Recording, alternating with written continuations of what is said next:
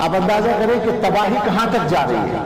وہ شیطان کے کارندے جو اس چیز کو پھیلا رہے ہیں، ان کے ظلم کا یہ عالم ہے کہ مکتب کا ذمہ دار مجھے بتا رہا ہے 2-3 مہینے پہلے، مکتب میں پڑھنے والا 6 سال کا بچہ ڈرگ لے بھی رہا تھا، سپلائی بھی کر رہا تھا۔